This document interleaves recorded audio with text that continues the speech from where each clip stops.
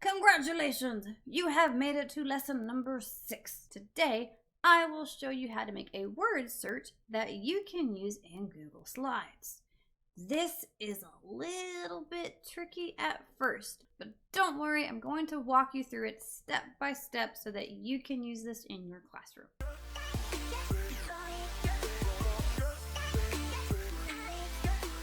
Now, you can make a word search on Google Slides using their shape tool or their chart tool.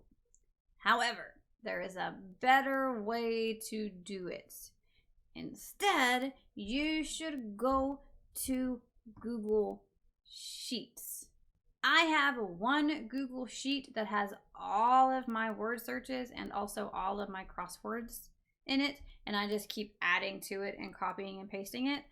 The reason I do this is that way I don't have to edit the Google Sheet more than once, and Google Sheets is infinitely long. You can drag this down to however many spots you want it to, and I don't use word searches or crosswords in every single lesson. Usually it's in the review lesson. For example, usually lesson number 8 will review everything that the students have learned from the past 7 lessons. So I will have a word search or a crossword to make a fun way for them to review everything. Today, I'm going to open up a brand new Google Sheet so I can show you how to edit it to begin working on your crosswords or your word searches. So right now, all of our boxes are teeny tiny. We don't want that, right? We want it to look like a regular crossword where everything is a square. So all you're going to do is click up here on this box, this white box right here in the corner. Everything is going to turn blue. Then you can drag, and if you look here, everything changed to be the same. I can make them really big, oops. Or I can make them small. Whatever, right? It's going to shrink everything together. And then do the same thing with these until you get something that looks like a box. And voila, now everything is a square. The word search is much easier to make than the crossword puzzle.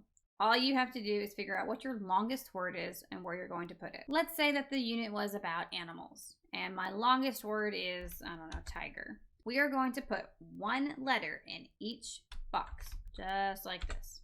Okay, if tiger is my longest word, it's going to set up my dimensions. So now I have my first word typed out. We're going to use this word to shape out the rest of our word search. So we're going to highlight the whole word, and I'm going to use it. I'm going to pull down until I make a square, just like so. Now, the first thing we want to do is go up here to the alignment, make it centered. Then we want to click on this one right here, which is going to be how it's spaced inside the cell. We want it in the middle. Now we want everything to be bold, and we want to change the font size until it takes up the majority of the box. But we're not done yet. We are going to click on this one here, the borders. We're going to click this one. You can change the color if you want to. You can change the weight. There we go. Now it's looking more like a word search. Now, from here, the first thing you want to do is add all of your words. So let's say we want to add, let's do, I don't know, cat. And let's say this is, let's put goat here. And maybe we'll do a fun one. We'll go backwards. We'll do owl. Now, for the sake of this video, I'm making a very small and also easy one, but you can make them as big or as small as you want to. Now that we have all of our words where we want them, you're just going to type in random letters in the rest of the boxes. So let's put, I don't know, let's do a W, we'll do a K, and we'll do a C, and we'll do an L, and we'll do it. Voila, you have your word search. Now, all you have to do is highlight it, copy, and then paste it into your lesson. You can choose to link it if you want to. I usually don't. So paste unlinked, And there you go. Look at how beautiful it is. And now we can shrink it down to fit in our lesson. And there we go. Now we have a word search in our lesson. But we want to have a word bank. You can just insert a text box if you want to, but you know by now I'm all about the cutesy. I'm all about the style. I want to make it look nice. So we're going to doll it up by putting a shape over here. We're going to put a big rectangle and we're going to fill in the background, make it nice and light yellow. Add a text box here. This is our word. Oops. I'm just going to say word bank. We're going to make that centered, bold. And then we are going to list out our words. So we had tiger. Let's see, what else did we have? Goat, owl, and cat. Those were our words here, right? Voila. Now, because none of them are capitalized, let's actually fix that. Make this big.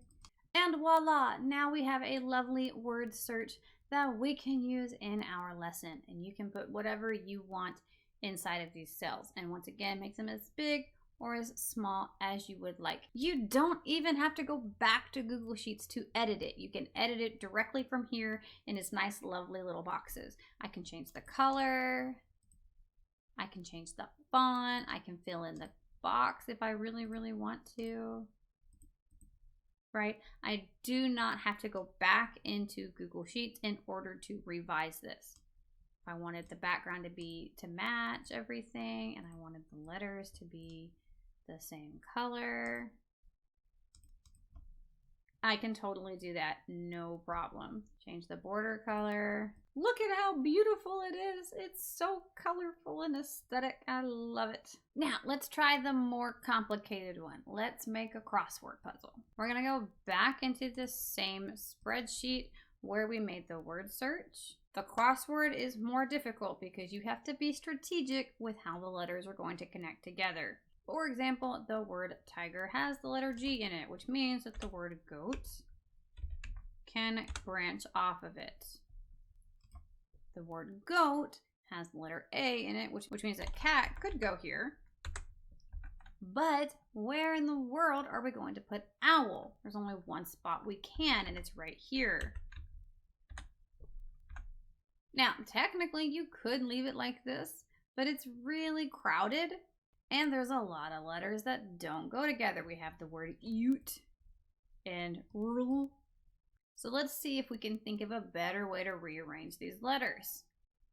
When you make a crossword puzzle, sometimes you have to play around with different word order, different placements of the words in order to make it as aesthetically appealing as possible. With just 4 words, it was really difficult to put the words together without at least one of them touching. Sometimes you'll have to play around with the word order in order to find the best way to get the words to fit together. Once you have the placement of your words figured out, you're just going to highlight them and do the same thing we did before, add a border. But this time we're not bordering the whole box. We're only doing it on the words that have letters in them, like so. Then once again, you're just going to go through and you're going to copy it, bring it over to your crossword, paste unlinked, and there we go. Now we're going to delete our letters because we want the students to fill them in. Now, first it's a little bit too large, so I'm going to shrink it a little. There we go. And now I'm going to insert a text box. We want number 1. Okay, and we're going to put it in bold, and let's make it purple. Why not? We'll make our crossword purple too. Okay, and we're going to put, this is number 1, going across. This is number 1, going down. This is number 2, going across, and this is number 3, going across. And then you're going to insert your questions, right? You're going to go across number 1, blah, blah, blah. Number 2, blah, blah, blah. Number 3, blah, blah, blah. And then down, 1, blah, blah, blah. So on and so forth. Then you'll edit this to look nice, and voila, you have a crossword puzzle. Then the students can go in, they can use their pencil to add the letters if they want to, or if you exit presentation mode, you can actually go in and type the letters out for them. Just like so. If you do it this way and you type the letters in for each student, you are going to have to then delete those letters again at the end of the lesson. Instead, what you can do is you can insert a text box. And we know that this one is tiger. We want it to be centered and bold, and we'll make it, oops. And we'll make it really big.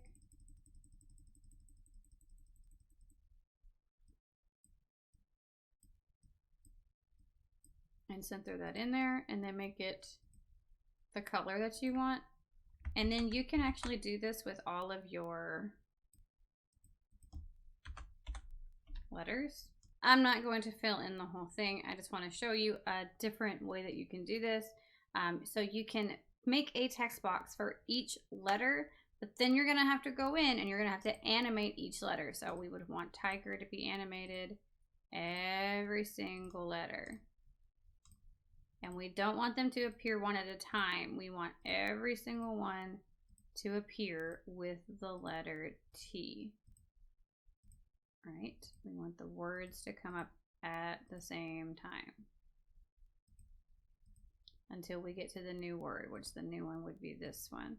That one's going to come in on click, but then this one would need to be with previous, and this one, it needs to be with previous. So it would look like this.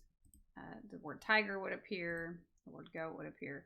But in order to make it look like this, you have to animate each individual letter. So it's up to you how you want to do this. If you want the students to just write it, if you want to type it and then delete at the end of class, or if you want to use the animation. Most of the time, I do the animation just because it looks a lot cleaner. Yes, it is time consuming the first time that you do it, but you can use it over and over again with all of your students, and you don't have to worry about whether or not they're able to use their pencil or anything like that. Voila! Not only do you now know how to make lots of different types of questions, now you also know how to make crossword puzzles and word searches that you can use in your lessons. Next time, we're going to talk about how you can add special audio files, video links, and game links to really amp your lessons up to the next level. I hope this was helpful, and I look forward to seeing you next time. Bye!